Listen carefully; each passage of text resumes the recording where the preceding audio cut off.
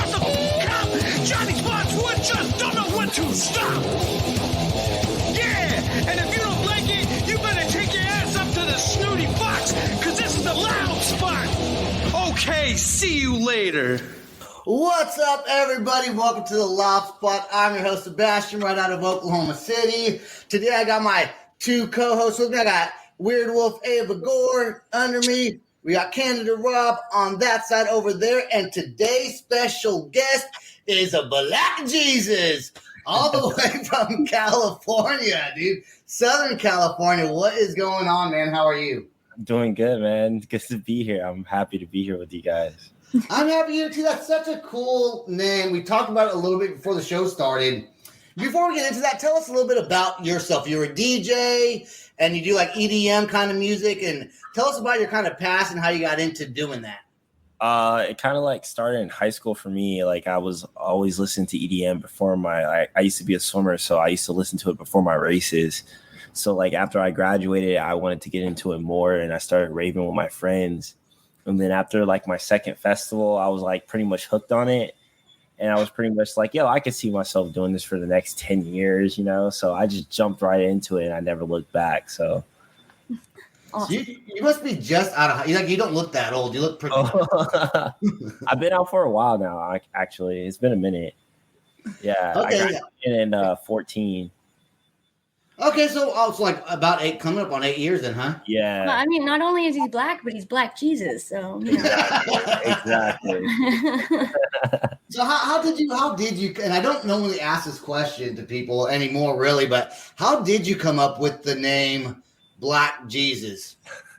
It started in high school, actually. So I was at a swim meet with some friends, like with my friends, because we were competing. Mm-hmm. And some random kid comes up to me. This is before I had the name. And he was like, wait, are you Blvckjesus? And I'm like, no. He's like, I thought you were Blvckjesus from Twitter. And I'm like, who? I'm like, that's definitely not me, but I like the name. It's funny. And it's like one of those troll names. Like you just think it's funny. So I changed all my accounts to Blvckjesus. And then we had this incident at our school where they were trying to make our prom on a weekday. And we all were just making jokes about it. So ever since then, everyone just kept calling me Blvckjesus. And then when I became a DJ, I couldn't think of anything better, like a DJ name better. And I was like, all right, I already have Blvckjesus. Everyone knows me as Blvckjesus. I'll just keep it. And it's like a troll. It's like a funny thing. Like they'll laugh when they hear it. So I just ran with it, thinking I would change it later on, but it never happened. So I just kept it. Now it's just kind of stuck with you, right? Yeah, it's kind of stuck with me now. I'm from Santa Barbara. And there is an Asian Jesus that walks around. Really? He has like a Bible that he carries weed in. Oh my God. Legend. I love that. I got to meet that guy. On stage, and I saw some of your live performances on stage, and for some reason, I just assumed like you would have long hair, and you don't, or like a beard, and you don't. Have you thought about getting like an on-stage persona to go along with the name? You're just gonna stick to what it is. I've had so many people tell me to like dress up as Jesus on stage like countless times. I've thought about it a couple times, but I was like, nah, I like to keep the troll of it, of people thinking it's one thing and it's a whole different other. So I'd rather just keep the mystery to it. Yes, do your that own would thing. be too obvious, you know? Yeah, exactly. I have people literally obvious shows and be like, oh, like I literally came just to see if you were black, and I'm like, I'll take it. I'll take it. Like, I've had it happen so many times. If you weren't black, I think that name might offend some people. If you actually weren't a black dude doing it. But you do seem, listening to some of your music on Spotify earlier, it does seem like you have a wide range of music that you're into, from rock music, EDM, hip hop. I didn't hear really any country music on there. What was your main musical influence coming up? Was it rock music mainly that kind of got you into music in the first place? Yeah, I mainly, like, when I was starting off and like listening to music, rock was like the first thing I really got into. I didn't really listen to that much hip hop because, you know, I grew up in a Christian household, so like there was only certain things we can listen to. So I gravitated more towards rock because of my dad. He liked jazz music, so it introduced me to different styles of music, and I didn't really know it existed. So like I got into rock, and then from there it kind of got me into EDM because I wanted to like venture out into weirder music because I like the weirder the better for me. And then from there it just kind of took a life of its own. I just kept getting into more different things and dabbling in different worlds, and yeah, it's been fun. It's been a lot of fun. There's a Weird is song. Go ahead. Yeah, exactly. There's a song on Spotify that I heard that sounded like a rock song. And as a DJ, what do you bring to the table when you're collaborating with rock artists? Do you do vocals, or is it just the electronics in the background? I do the beat. I mix and master it, and then I track it. So whatever they need from me, whenever I'm working with an artist on their project, I'm pretty much able to do everything they need me to, like whether it's producing it or just mixing it, or tracking their vocals, or editing it and all that stuff. So I've done everything as far as that realm goes. And do these artists reach out to you? Do you reach out to someone that you like, that you're like, hey, I really want to collab with this guy? Or do you just get a lot of different kinds of people? I mean, you live in Los Angeles, dude. So there's like musicians everywhere, right? I mean, it's like everywhere you go, there's like a band or an artist.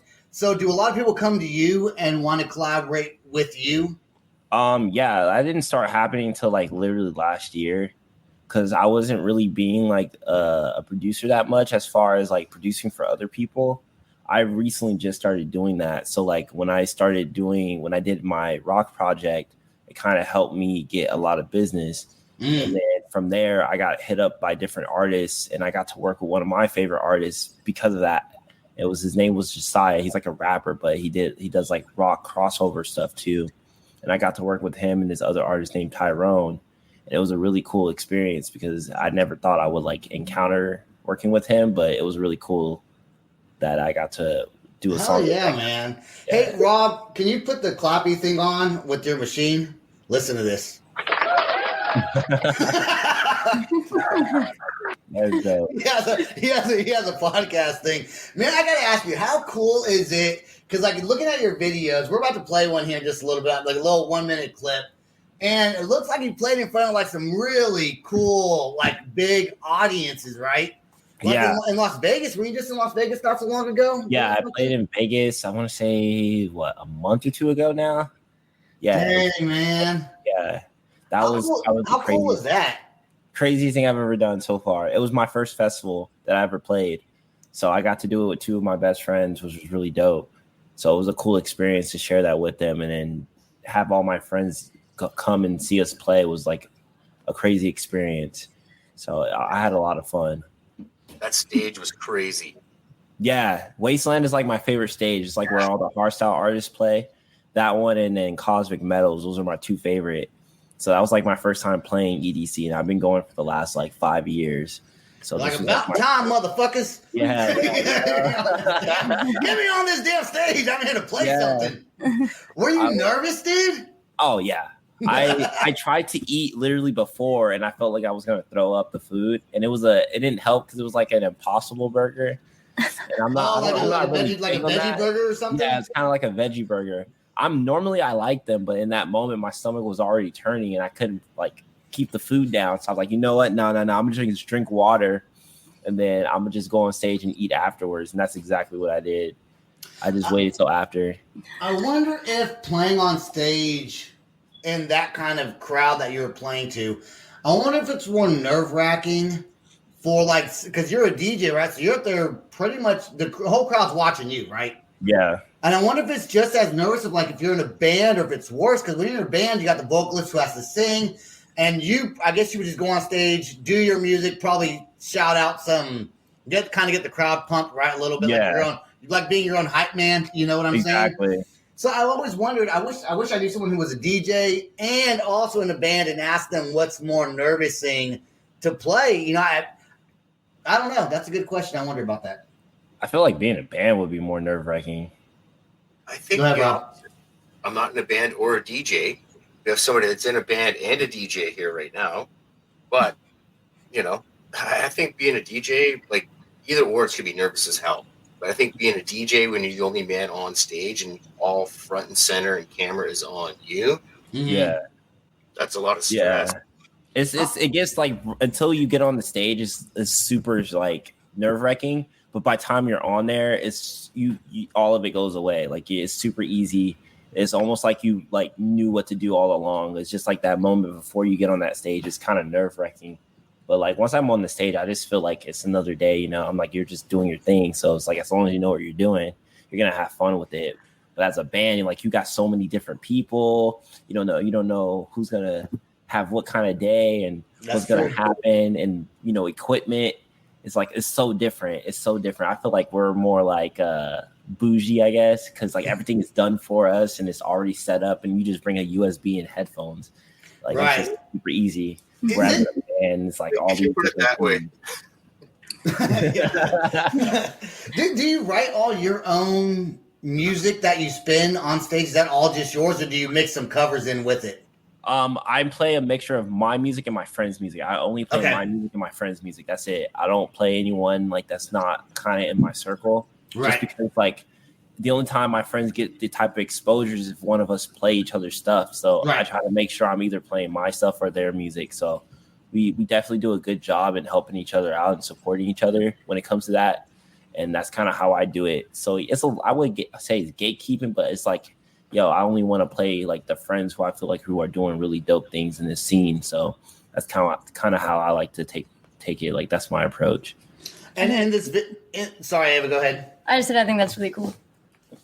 Yeah, that is cool. And this video that we're about to play is this. You heard a little bit of the promotion. I showed you which one we were going to play earlier. Is this your song that's over the? I guess over the video. Yeah, that's one of the songs I made. Like I made that in Miami. I called it HSP because this guy kept calling me like hardstyle Prince. I thought it was funny, so I just named it after that. So it makes you want to do like one of these, you know? Yeah. I don't do this that often, you know, but I'm digging this sound. All right, let's check it out. Here's your little promo video. This is obviously for the show in Vegas, right? That has already happened. But let's check out this thing. Here we go.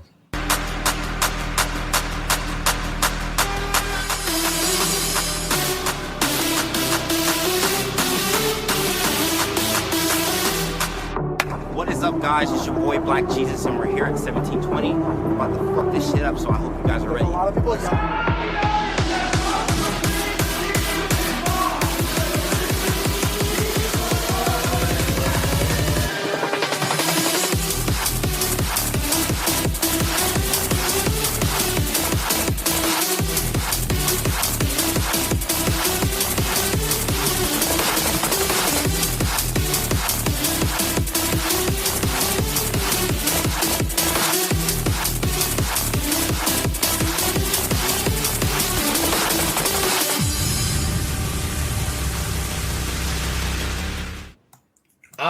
Okay, so what is going on in your head?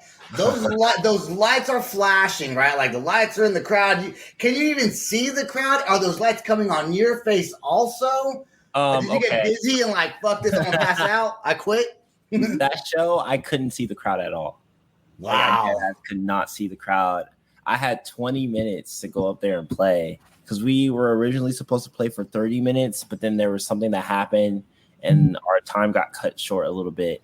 So my manager comes up to me. He's like, you only have 20 minutes. And I'm like, what? And I had to set everything kind of how I wanted to go, but then I had to change it completely. Like everything got changed last minute. And I went up there and just freestyled the whole set. And it was the crazy thing because I had, so I had to go up there and just instantly couldn't be nervous. Didn't have time to be nervous. Didn't have time to like really process what was going on. I had to just go up there and play. Dude, so good thing you didn't eat that Impossible Burger. You might have thrown that. Man.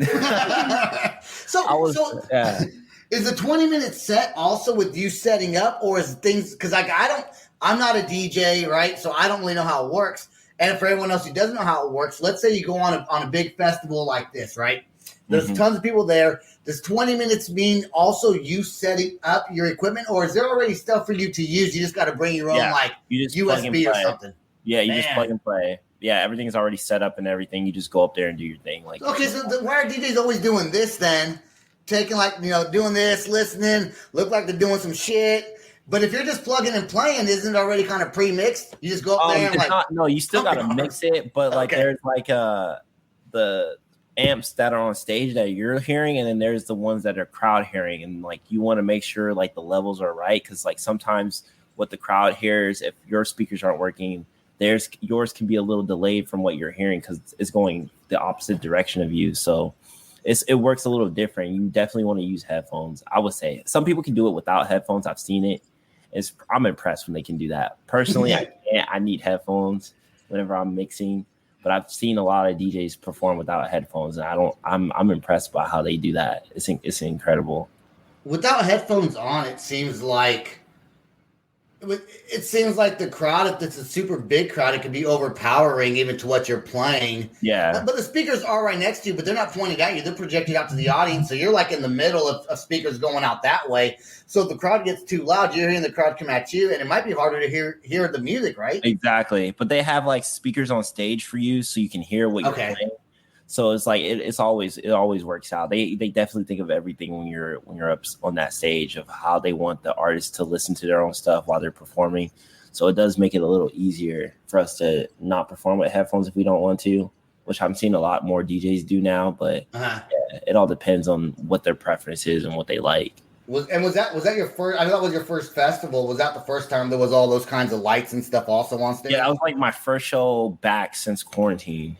Okay. So yeah, I hadn't played a show up until that point, and then that was the first show they hit me up to play that show. It was their first show back live, and I love that venue so much. It's like one of my favorite places to play. Like I love 70. You're gonna go back next year?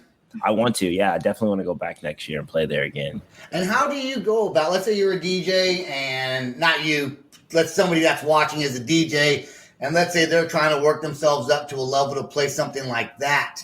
What would you suggest or recommend for somebody trying to get to that next step like you just did? Seeing who's like running shows in your scene, like locally in your town or where you're from, and then just getting involved somehow, some way. I did it differently when I first started.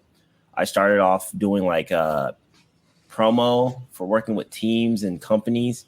Mm-hmm. So like I will sell tickets and do all that type of stuff. And I just did that for like a good like first couple of years of my career. And then eventually I ventured off into like making my own music and just having them book me for shows and stuff like that. So it all depends.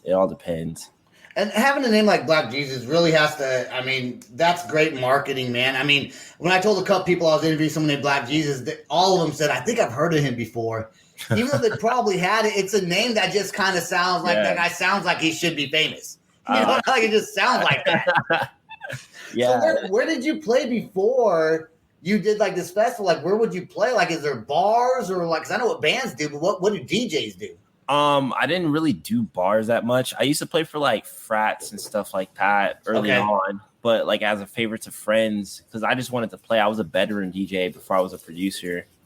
And then I got started that way. And then I was playing for local companies. I started DJing for this company called Wasted Presents for like a good year and a half of my career. And then I kind of started doing my own thing. So like I kind of left and started producing my own stuff. And then from there, I just built a career of my own through the production side of things. And then that's where people started really noticing who I was. And it took a while, but like over the years, it started to catch on. And this is like the most I've seen people react to the stuff that I've been doing recently. So it's been crazy to see the results from like the last 5 years. So it's crazy. Someone here says, Sebastian, you have a booger. My friend Robert, I don't think I have one, but I might have one. Anyways, okay, what are you gonna ask, Ava? I was gonna ask if you think this is something that eventually you'll get like burnt out from, or do you think you're gonna love it forever? Yeah, like I wouldn't do it if I didn't think I would like love it forever. Plus I have like other ventures that I want to go and do in the music scene eventually. So like when I'm done like touring and doing shows, and I have other stuff that I want to venture off in the music world. So it's definitely not something I don't plan on slowing down anytime soon. I'm barely getting started, so I'm just having fun with it now at this point.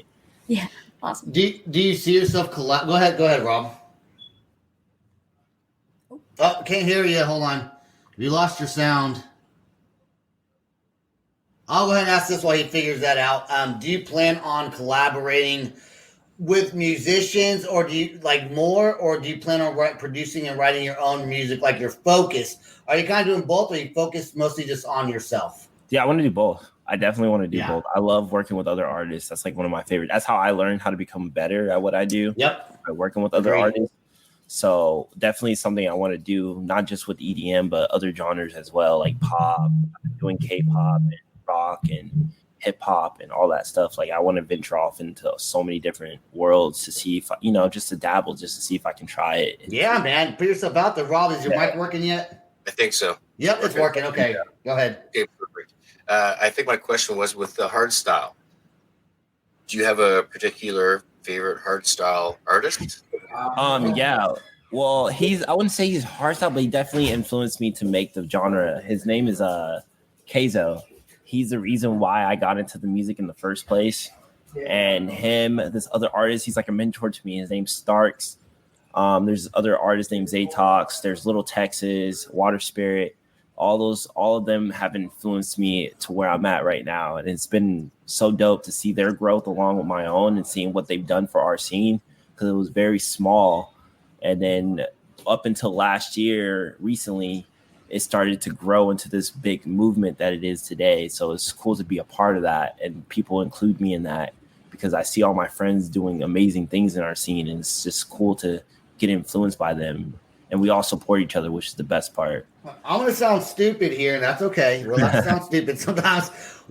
Explain what hard style is.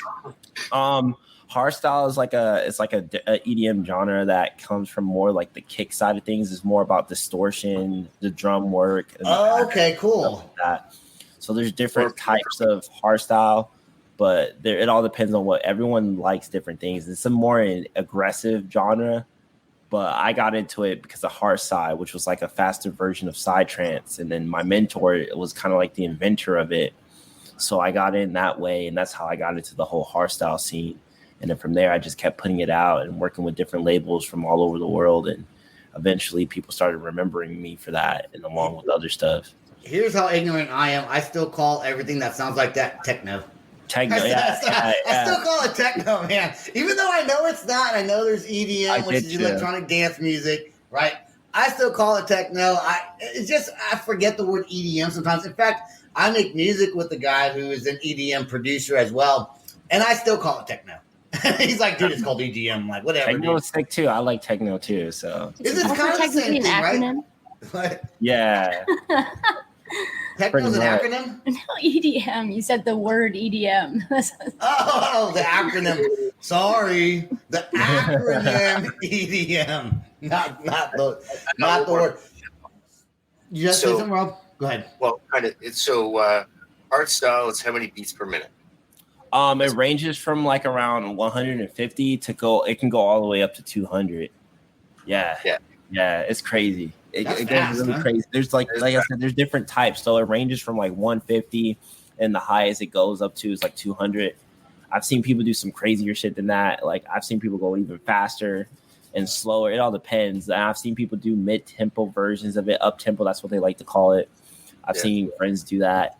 So yeah, there's different ranges of it, but it all depends on what people's preferences are. Yeah. What's your? Go ahead. Why I say that is because with EDM or whatever electronic music, each genre has beats per minute. If I'm not mistaken, right?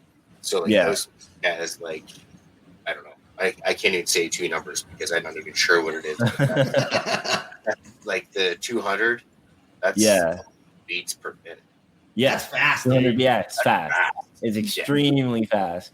But it's so aggressive, but it's so dope how it's like you're listening to it because of the arrangement. And if you're like just a music lover and you're into that type of stuff, you really notice why it's so dope and why people like it versus just the general sound of it. Because I get it, it's an annoying thing and it sounds annoying, but like if you see the structure of what's being put into what they're doing, it makes you appreciate it a little bit more. Dude, I'll tell you, that was a great question, Rob, because I never even thought about asking about the beats per minute, so good job there. How long does it take you? We're going to wrap this up shortly here, but how long does it take you to, and how I guess first I want to say, how long are your is your typical song? Because you have some EDMs that be like a 10-minute long song, right? Like some people have like an hour long one thing. Are a lot of yours super long, or do you keep them kind of shorter? And how long? I keep them short. How long does it take to write something? Like, let's say you want to write a 4-minute song, 3 to 4 minute song. Because I know, what all the different layers you have to put in there. Mm-hmm. How long does it take you to write something on average? It depends on like how I'm feeling about the track that I'm working on, or like what the vibe is. Because like on average, it could take me about 30 minutes or an hour or 2 hours or maybe a couple of days, but it all depends on like how much I'm into the song, or like where I'm at, or how much it's already constructed. Because like I keep it simple when I make my music, and like it may sound complex, but it really isn't. It's very simple how I make music, which is kind of like my goal. Whenever I make music, the simpler the better. And if people feel like you're doing something complex, that means you're doing something right, because like it's really not much to what I'm doing. It's just very simple things. So on average, like 2 hours, I would say, I guess you could say. That's quick, man, because it takes my guy like a fucking month to write goddamn 1 minute. Are you using Ableton, or do you have a different program? Ableton. I use Ableton. That's like the main. That's like the main. It does. I think Skrillex uses Ableton also, right? Yeah. Isn't that like the main platform for writing? There's so many different music platforms, and it's crazy that rock music. What's one that What's one that you use?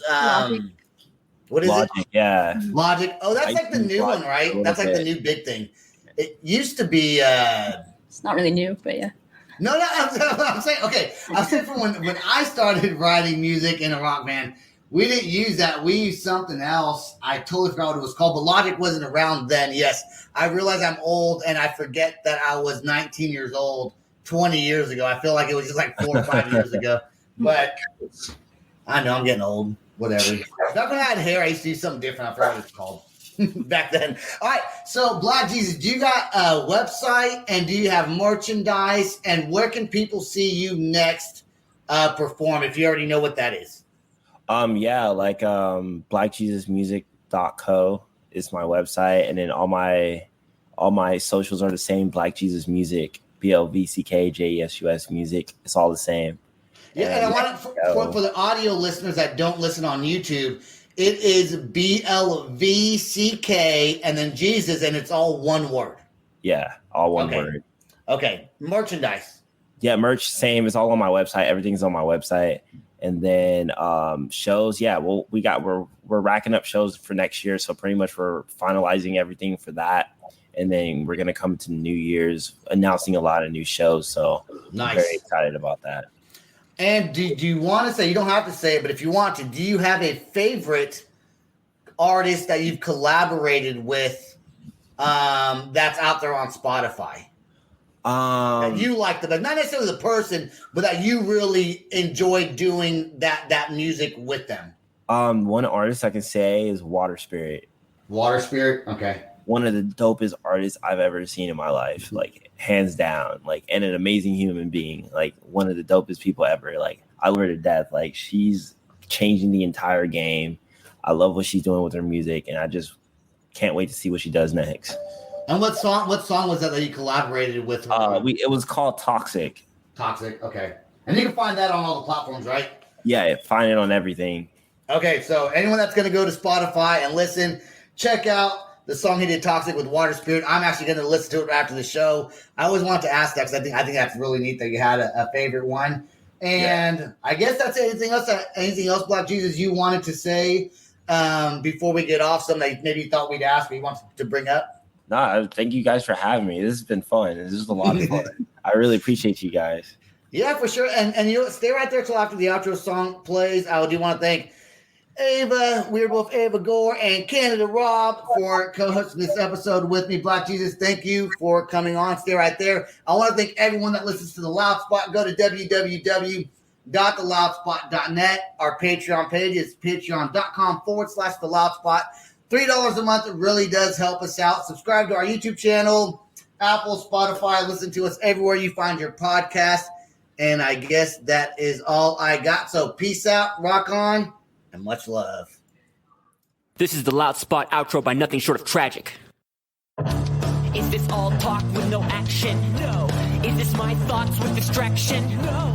Is this what I bought that's in fashion? Or is this the loud spot with Sebastian? Does nothing short of tragic have us back again? Does everything that's good really have to end?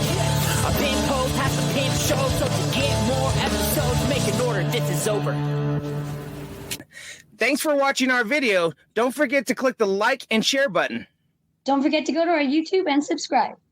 If you want to listen to our audio and pick up some cool merch, go to www.theloudspot.net. Peace out, rock on, much love.